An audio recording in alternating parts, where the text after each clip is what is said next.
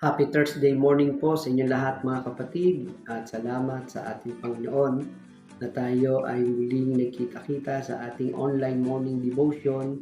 Mga kapatid, mga kaibigan namin sa ibang lugar at ibang bansa, ating simulan muli ang ating umagang ito sa pamamagitan ng pagbubulay-gulay ng kanyang mga salita na sa ganon tayo ay makalakad sa isang mapayapang pamumuhay.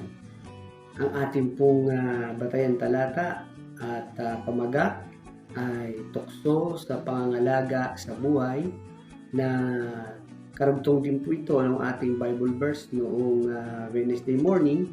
Itong Matthew 4:5-6 naman po ang ating babasahin. Pagkatapos dinala siya ng dyablo sa Jerusalem, ang banal na lungsod at pinatayo sa tuktok ng templo. Sinabi nito sa kanya, kung ikaw ang anak ng Diyos, magpatihulog ka sapagkat nasusulat, sa kanyang mga anghel ikay itatagubilin at sa kanilang mga kamay ikay aalalayan, sa mga bato paamoy hindi masasaktan.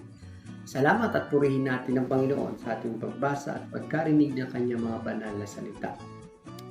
Sinasabi po na ang ikalawang tukso sa Panginoong Hesus ay tungkol sa pangangalaga sa buhay. Katulad ng binasa natin sa talatang 6, Sinabi nito sa kanya, "Kung ikaw ang anak ng Diyos, magpatihulog ka, sapagkat nasusulat sa kanyang mga anghel ika'y tatagubilin, at sa kanilang mga kamay ika'y aalalayan nang sa mga bato paamoy hindi masaktan." At upang mahikayat na ang ating Panginoong Hesus na tumalon, sinabi pa ng Diablo na nabanggit din sa awit 91:11-12. Talagang tinutokso ang ating Panginoon sa mga talata na ating binabasa. Sabi po dito, sa kanyang mga anghel ika'y tatagubilin, saan mang dako maparoon tiyak kang iingatan, sa kanilang mga kamay ika'y alalayan, nang sa mga bato paamoy hindi masasaktan. Kita natin po, parang kinote dito sa Psalms, itong Matthew chapter 4 verse 6 na ating binasa at napakinggan. Subalit mga kapatid, hindi tama ang pagkakagamit ng Diablo.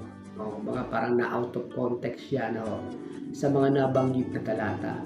Sa totoo nga, ang pangakong ibinigay sa aklat ng mga awit na ito'y iingatan tayo ng kanyang mga anghel, gayunman hindi natin maangkin ang pangakong ito upang hingin ang pag-iingat ng Diyos kung hindi naman natin ginaganap ang kanyang kalooban.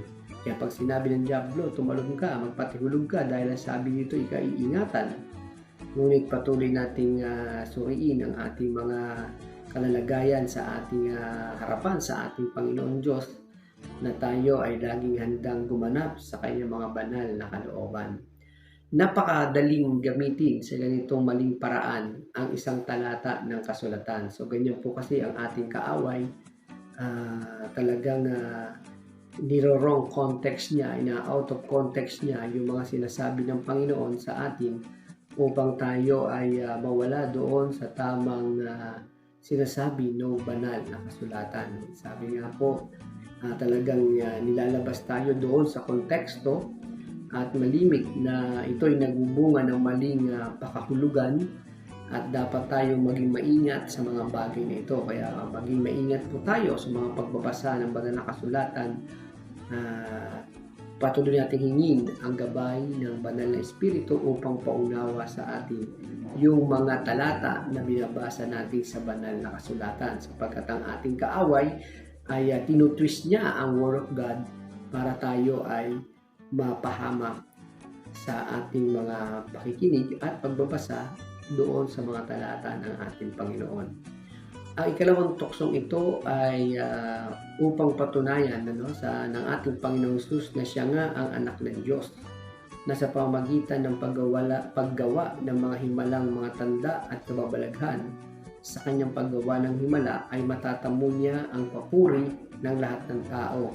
Sa paningin ng sanlibutan, sa paningin ng mga tao, si Jesus sana ay naging gaya ng isang hari.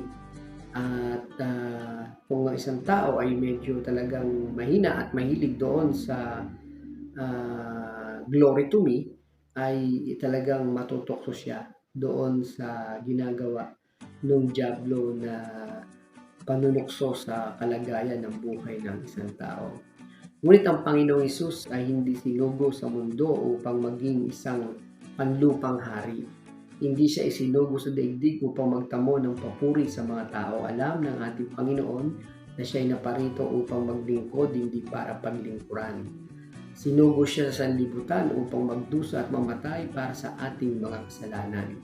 Kaya mahalagang tinanggihan ng Panginoong Hesus ang pagsubok na ito ng ating kaaway. Ang ikalawang tukso sa ating Panginoong Hesus ay tungkol sa pangangalaga sa buhay. Totoong hindi pababayaan ng Ama ang ating Panginoong Hesus, ngunit kapag pinatulan niya ang tukso ng Diablo, nangangahulugang itong pinag-aalinlanganan niya ang kanyang sarili, gayon din ang kakayahan ng Ama. Siya ay pangalagaan at iligtas sa kapahamakan. Lumilikha po ang ating kaaway ng espiritu ng pag-aalinlangan. Hanggang ngayon po, ganito pa rin ang kanyang taktika. Lumilikha siya ng pag-aalinlangan sa ating puso, sa ating isip, tungkol sa pagmamahal at kapangyarihan ng Panginoong Diyos.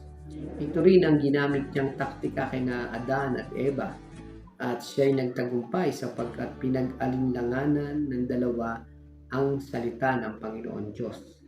Alam ng dyablo kapag tayo nag-aalinlangan, kasunod na ang pagkawala ng ating pananampalataya at pagtitiwala sa ating Panginoon Diyos. Kaya dapat tayo ay maging firm, maging handa tayo kung saan, kung ano ang katotohanan, at alam natin na ang ating kaaway ay talagang pinipilit tayong maigupo katulad ng kanyang ginawang pagtukso sa ating Panginoong Hesus.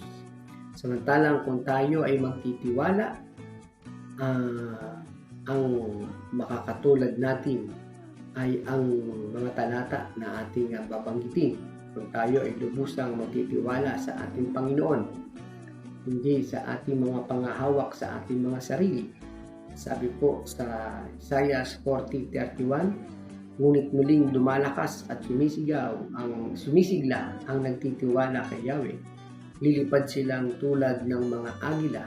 Sila'y tatakbo, ngunit hindi mapapagod. Sila'y lalakad, ngunit hindi manghihina. Kaya sabi ng ating Panginoon sa Mateo 4:7, ngunit sumagot ang ating Panginoong Hesus na susulat, din naman, huwag mong subukin ang Panginoong mong Diyos. Salamat sa ating Panginoon sa kanyang magandang halimbawa na ipinakita sa atin, isang modelo na Diyos na nagkatawang tao, ngunit dumaan sa mga malalalim na tukso ng ating kaaway, ngunit pinakita niya kung paano siya nagtagumpay at pinaglabanan ang mga tuksong ito, at ito ang nagbibigay sa atin ng inspirasyon upang hindi natin makita ang ating mga kahinaan upang tayo ay tuluyang madala ng tukso.